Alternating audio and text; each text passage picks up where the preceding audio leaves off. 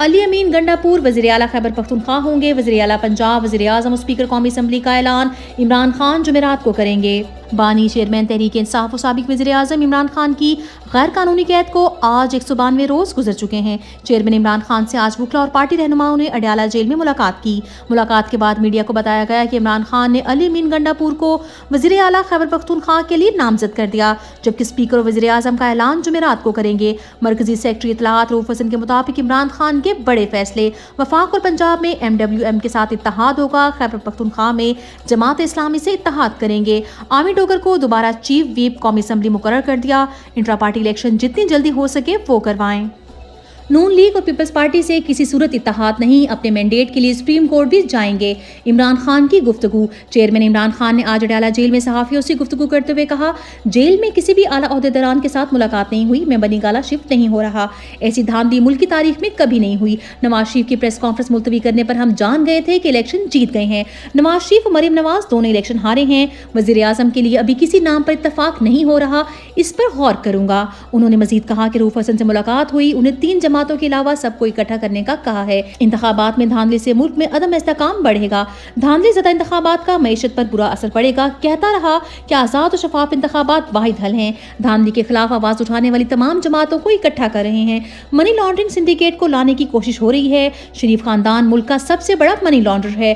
ملک کا سب سے بڑا مسئلہ ڈالرز ہے اور یہ ڈالر بیرون ملک بھیجتے ہیں۔ عالیہ حمزہ نے جیل میں بیٹھ کر 1 لاکھ سے زائد ووٹ لیے۔ جب ریزلٹ ٹوٹنا شروع ہوئے تو یقین ہو گیا کہ PTI جیت گئی ہے۔ ہم سب سے پہلے انتخابی نتائج کو چیلنج کر رہے ہیں، انتخابی نتائج کے خلاف سپریم کورٹ بھی جائیں گے۔ اب پتہ چل گیا ہے کہ ہم ROs کے الیکشن کے خلاف کیوں تھے۔ چھوٹی موٹی دھاندلی ہوتی تھی، اتنی بڑی دھاندلی ملک کی تاریخ میں کبھی نہیں ہوئی۔ یہ جن کو مسلط کر رہے ہیں انہیں عوام نہیں مان رہی۔ 9 مئی مقدمات کی سماعت 28 فروری تک ملتوی۔ اڈیالہ جیل میں چیئرمین عمران خان، شاہ محمود قریشی اور شیخ رشید کے خلاف 9 مئی مقدمات کی سماعت 28 فروری تک ملتوی۔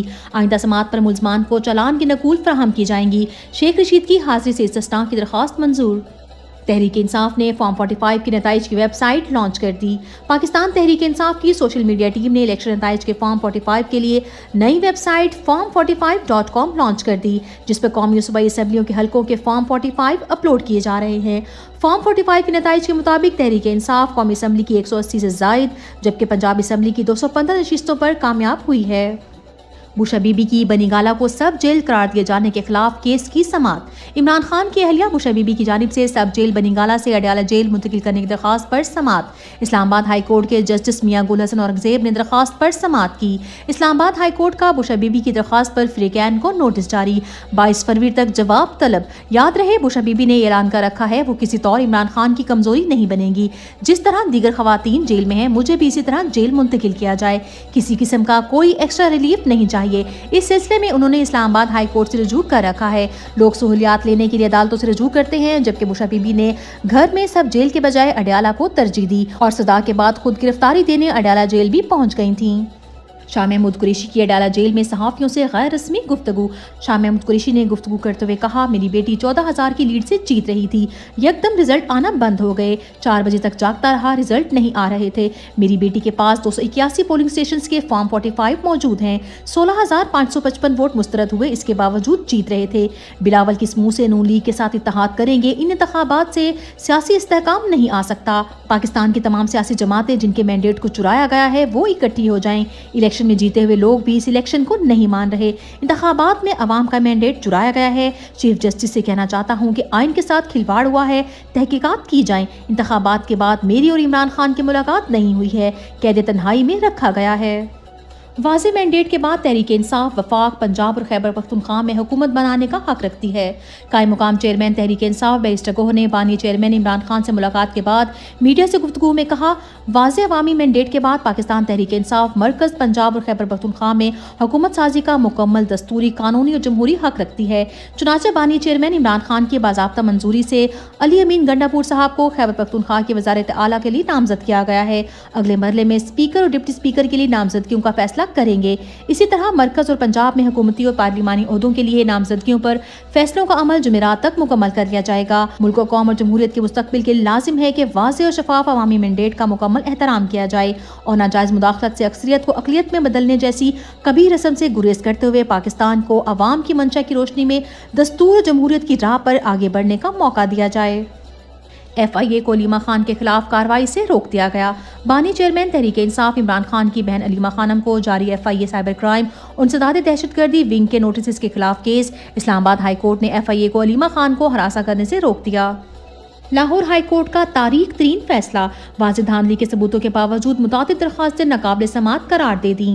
لاہور ہائی کورٹ نے ڈاکٹر یاسمین راشد کی NA 130 سے نواز شریف کے انتخابی نتائج کے خلاف دائر درخواست نمٹا دی۔ عدالت نے درخواست گزار کو الیکشن کمیشن سے رجوع کرنے کی ہدایت کر دی، جبکہ گزشتہ رات لاہور ہائی کورٹ نے مریم نواز، عطا تارڑ، اون چودھری، علیم خان، خواجہ آصف سمیت 18 حلقوں کے انتخابی نتائج کے خلاف سلمان اکرم راجہ، ریحانہ ڈار سمیت PTI کی درخواستیں بھی خارج کر دی تھیں۔ بلوچستان کے عوام اپنے مینڈیٹ پر ڈاکے کے خلاف سراپا احتجاج، الیکشن دھاندلی کے خلاف بلوچستان بھر میں شٹر ڈاؤن ہڑتال، کوئٹہ بند، ہرنائی بند، زیارت بند، لورالائی، پنچکور، چمن، قلعہ عبداللہ، کچلاک، مستونگ، منگوچر، سبی، ڈھاڈر، قلعہ سیف اللہ، پشین بھی بند ہو گیا۔ فافن نے اپنی رپورٹ میں بدترین دھاندلی کا بھانڈا پھوڑ دیا۔ الیکشن 2024 میں نتائج مرتب کرتے وقت آرؤز کی بدترین دھاندلی پر فافن کی رپورٹ جاری۔ فارم 47 پر حلقے کا نتیجہ قانون کے مطابق RO امیدواروں کی موجودگی میں بناتا ہے۔ رپورٹ کے مطابق 135 حلقوں میں RO نے فارم 47 بناتے وقت امیدواروں کو اس عمل سے باہر رکھا، جبکہ 135 حلقوں میں آبزرورز کو بھی انتخابی نتائج کے تیاری کے عمل سے باہر رکھا گیا۔ جن 42 حلقوں میں ہمیں مشاہدے کی اجازت ملی، وہاں بھی ووٹوں کے تھیلے ٹیمپرڈ، سیل ٹوٹی ہوئی تھی، جبکہ امیدوار اور پولنگ ایجنٹ موجود نہیں تھے۔ ریٹرننگ افسران فارم 47 امیدوار، ایجنٹس اور مبصرین کے سامنے بناتا ہے، لیکن اس الیکشن میں قومی اسمبلی کے 135 حلقوں میں نتائج کی تیاری کا مشاہدہ نہیں کرایا گیا۔ رپورٹ میں انکشاف۔ امریکہ کا پاکستان میں انتخابات میں دھاندلی کی تحقیقات کروانے کا مطالبہ۔ امریکی محکمہ خارجہ کے ترجمان میتھیو میلر نے کہا کہ امریکہ نے یورپی یونین، برطانیہ اور دیگر ممالک کی طرح عوامی سطح پر اور نجی طور پر بھی بے ضابطگیوں کے حوالے سے اپنے خدشات ظاہر کیے ہیں، اور ہم نے پاکستانی حکومت سے کہا ہے کہ الیکشن میں سامنے آنے والے عوامی فیصلے کا احترام کیا جائے۔ 12 فروری کی پریس بریفنگ کے دوران ان کا کہنا تھا کہ ہم سیاست اور انتخابات سے متعلق پرتشدد واقعات اور انٹرنیٹ اور فون سروسز کی معطلی کی مذمت کرتے ہیں۔ اس نے الیکشن کے نظام پر منفی اثرات چھوڑے۔ ہم چاہتے ہیں کہ پاکستان کا عدالتی نظام مداخلت اور فراڈ کے دعووں کی مکمل تحقیقات کرے۔ ہم آئندہ دنوں اس پر نظر رکھیں گے۔ ہیومن رائٹس واچ بھی تحریک انصاف کے خلاف ہونے والے ظلم کے خلاف بول پڑی۔ ہیومن رائٹس واچ نے پاکستان میں انتخابی بے ضابطگیوں کی تحقیقات پر زور دیتے ہوئے یہ بھی کہہ دیا ہے کہ انتخابات سے پہلے تحریک انصاف کو انتخابی نشان سے محروم کر کے لیول پلینگ فیلڈ اور فیئر ووٹ کو انڈرمائن کیا گیا۔ انہوں نے مزید کہا کہ اقتدار کے انتقال کو شفاف اور یقینی بنایا جائے۔